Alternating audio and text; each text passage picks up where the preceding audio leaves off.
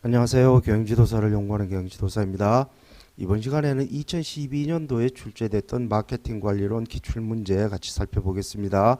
논술로는 이 두 문제가 출제가 됐고 약술은 네 문제가 마찬가지로 출제가 됐습니다. 문제 하나하나 살펴보겠는데요. 먼저 논술로 출제된 게 유통경로 갈등 문제가 출제가 됐습니다. 자, 해설은 차지하고요. 중요한 거는 뭐가 중요하냐 하면은요. 이 유통경로 갈등 요 문제가 이게 지금 현재 최신판 교재에 이 내용이 그대로 수록이 되어 있습니다. 그러니까 제가 말씀드리는 최신판은요. 최서일 최신판이 2017년도 최신판이죠. 원래는 2017년도 이 최신판이 올 하반기에 개정판이 나올 예정이었다고 했습니다. B&M 북스에서. 그런데 이제 제가 확인해 보니까 아마 올해는 개정판이 나오기 힘들 거다라고 답변이 왔어요. 그래서 아마 최서일 교재는 올해는 개정판이 나오기 힘들고 아마 내년쯤에 개정판이 나오지 않을까라고 그렇게 예상이 됩니다. 따라서 최서일판은 2017년판 그걸 가지고 이제 올해까지는 공부를 해야 될 것 같고 안광호 교재는 2023년판이 올 상반기에 나왔죠. 어쨌든 그 수험생들이 가장 많이 보는 최서일 안광호 이 교재에 이 내용이 그대로 수록이 되어 있습니다. 유통 갈등의 의미가 뭐냐, 유통 갈등의 종류가 뭐냐, 그리고 원인이 뭐고 해결 방안이 어떻게 되느냐 이 내용이 최신판 교재에 그대로 다 수록이 되어 있습니다. 그런데 이게 2012년도에 출제가 됐어요. 2012년도 즉 11년 전에 출제가 된 이후로 아직까지 한 번도 다시 재출제가 되지 않은 상황이고 이 내용이 그대로 현재 최신판 교재에 그대로 수록이 되어 있습니다. 그러니 언제 다시 튀어나올지 모르는 내용이라는 거죠. 그래서 꼭 다시 준비를 해 두셔야 됩니다. 유통 갈등의 의미는 이런 거고요. 유통 갈등의 종류는 이 두 가지가 있습니다. 예전 교재에는 수직적 갈등, 수평적 갈등 그리고 업태적 갈등이라는 것도 있었어요. 그런데 그 업태적 갈등은 이 수평적 갈등에 포함시켜 놓고 설명을 하고 있습니다. 따라서 이 두 가지만 준비를 하시면 될 것 같고요. 그리고 유통경로 갈등의 원인 그래가지고 교재마다 항상 교재마다 모두 이렇게 네 가지를 써놓고 있습니다. 해결 방안도 거의 다 동일하게 이와 유사하게 써놓고 있어요. 따라서 최신 교재에 이 내용이 다 동일하게 쓰여져 있기 때문에 그래서 다시 튀어나올 가능성이 충분히 있는 문제이기 때문에 꼭 준비를 해 두셔야 되는 내용입니다. 그 다음 두 번째 문제 또 살펴보겠습니다. 두 번째 문제는 구전 문제가 나왔습니다. 이 구전 문제도요. 2012년도에 출제가 됐죠. 그 이후로 아직까지 한 번도 재출제가 안 되고 있는 내용인데 이것도 마찬가지로요. 최신 교재에 다 그대로 다 수록이 되어 있습니다. 구전의 개념은 이런 거고요.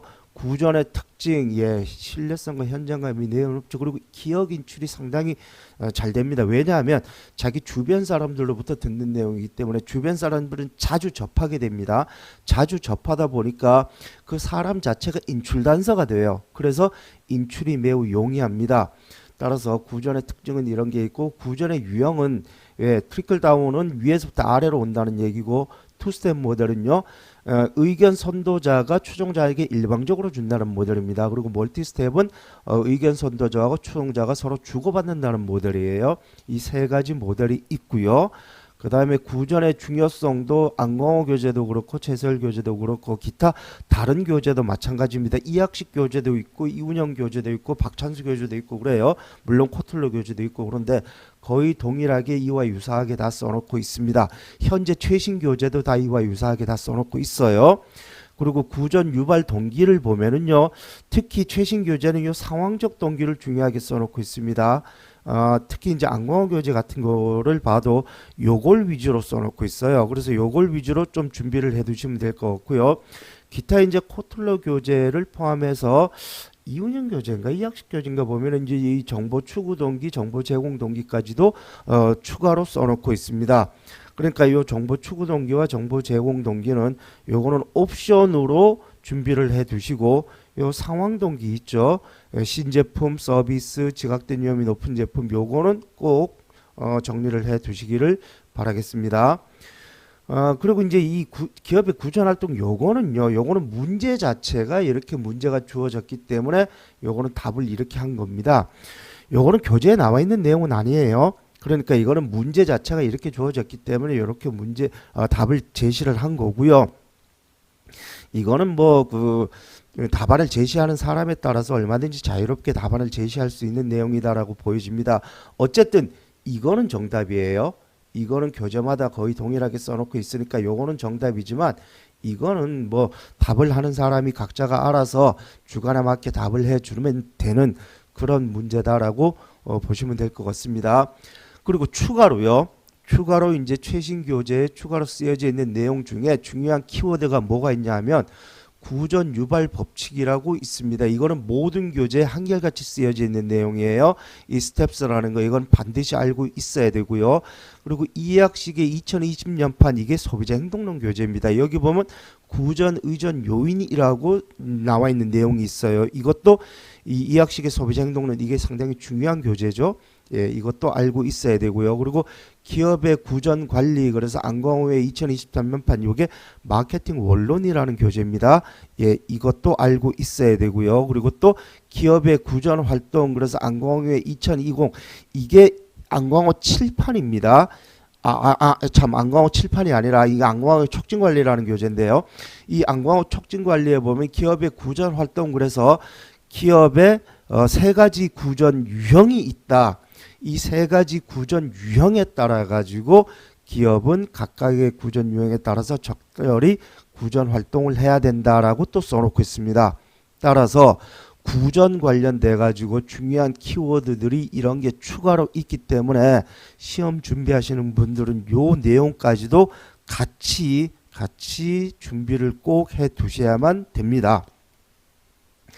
그 다음 세 번째 문제 약술 문제인데요. 파이포스 이론이 문제가 나왔습니다. 이 파이포스 모델은 2013년도에도 출제가 됐고 또 2018년도에는 논술로 출제가 되면서 여러 가지를 물어봤어요. 5가지 요소도 물어보고 진입 장벽을 구축하는 원천이 무엇이냐 그리고 또 가격 경쟁이 높아지는 상황은 또 어떻게 되느냐 이거를 종합적으로 물어봤는데 자, 파이포스 모델에서 가장 중요한 거, 이 파이포스 모델은요, 물론 이제 1980년도에 나온 모델입니다. 그럼에도 불구하고 이제 1980년도면은 40년이 넘어간 좀 구형 모델이죠. 그럼에도 불구하고 최근에 컨설팅 보고서에도 한결같이 나오는 그런 내용이에요. 이 파이포스 모델에서 가장 중요한 거는 뭐냐 하면은요, 이 파이포스 모델은 결국 이 포지셔닝 관점에서 전략을 도출한다는 얘기인데, 포지셔닝 관점에서의 경쟁 우위를 어떻게 하면 경쟁 우위를 구축하느냐 이게 파이포스 모델에서 제시하는 시사점입니다. 그러니까 사람에는 이 5가지 힘이 있는데 이 5가지 힘이 어떨 때 올라가게 되느냐 이 5가지 힘이 올라가게 되면은 사람 내 경쟁력이 떨어지게 되죠. 따라서 어떻게 하면 사람 내 경쟁 강도를 약화시킬 수 있느냐 어떻게 하면은 대체재 위협을 낮출 수 있고 어떻게 하면은 진입자 위협을 낮출 수 있고 어떻게 하면은 구매자 교섭력을 낮추고 어떻게 하면은 공급자 교섭력을 낮추냐 따라서 이 각각의 힘을 낮추게 되면은 포지셔닝 관점에서의 산업 내 경쟁력을 강화시킬 수 있는 겁니다.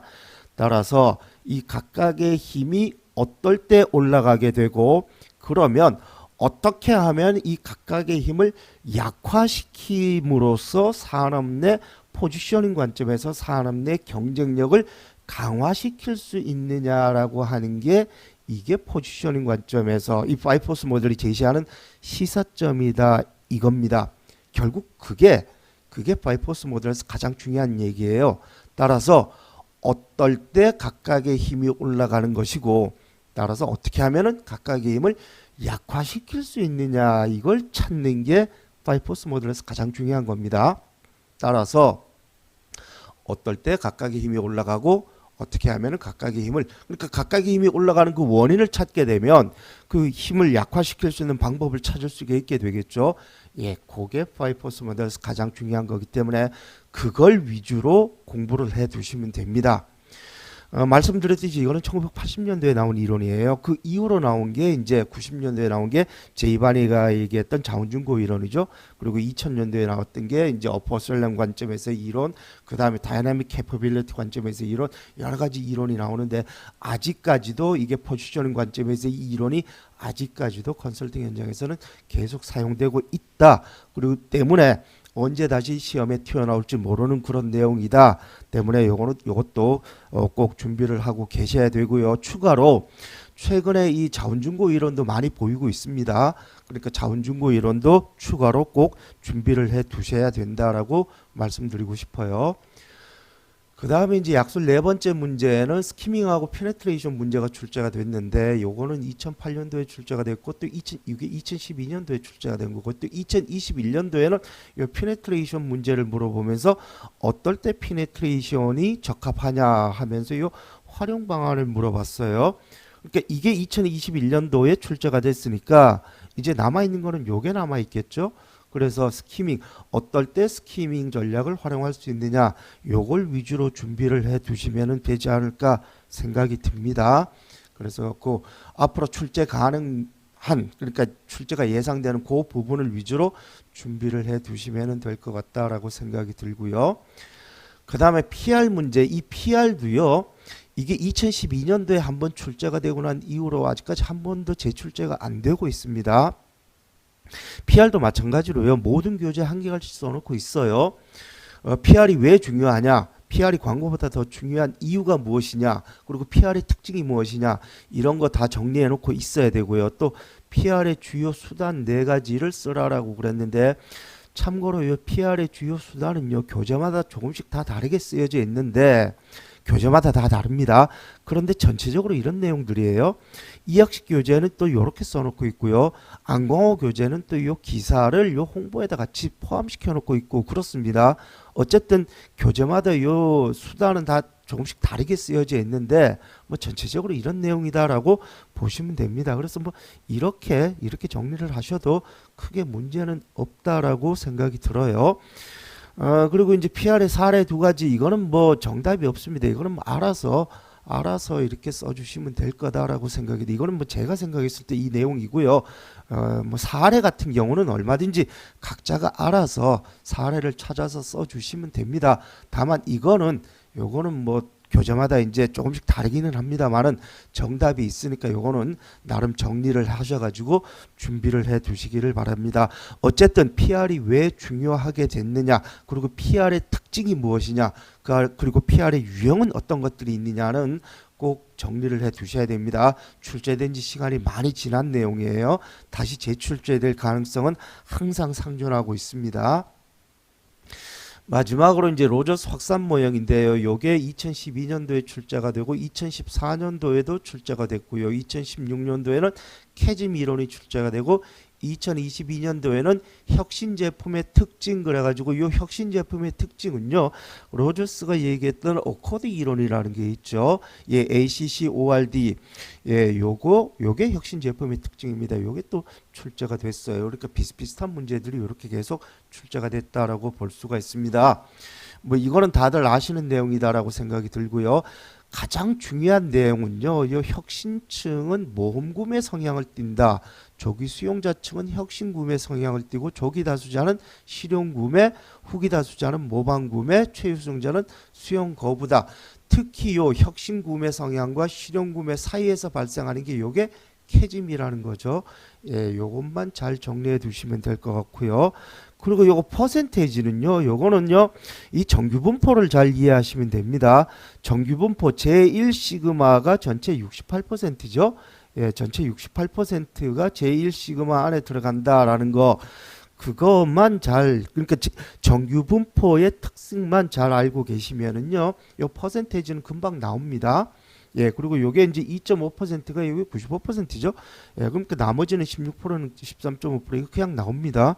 그러니까 이 정규 분포만 잘 이해하시면 요 퍼센테이지는 자연적으로 나오는 거니까 정규 분포를 잘 이해하시면 됩니다. 그러니까 이거는 굳이 외우려고 그러지 마시고요. 정규 분포 제1 시그마 안에 전체 68%가 들어간다라는 것만 잘 알고 계시면 이 퍼센테이지는 그냥 나오게 되는 겁니다.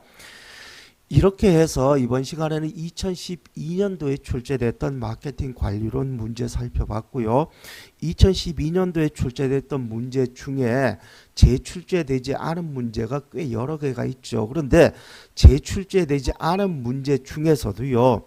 최신 교재에 없는 내용이라면은 제가 굳이 입 아프게 말씀 안 드립니다. 그런데 그 재출제되고 있지 않은 이것도 지금 최신 교재에 다 쓰여져 있는 내용입니다. 그리고 이거는 뭐 당연히 그렇고요. 그리고 아까 말씀드렸던 이 구전 있죠. 이 구전도요. 지금 2012년도에 출제된 이후로 아직까지 한 번도 출제가 안 되고 있는데 이거 지금 최신 교재에 이 내용 다 그대로 있습니다. 이것까지 포함해서 다 그대로 있고요. 그 다음에 이 유통경로 갈등도의 이 내용이 최신 교재에 다 그대로 있습니다. 이 내용 그대로 최신 교재에 다 있어요. 그러니까 이게 언제 튀어나올지 모르는 그런 내용들입니다. 그러니까 내년도 시험 준비하시는 분들은 이거 꼭 준비를 해 두셔야 됩니다.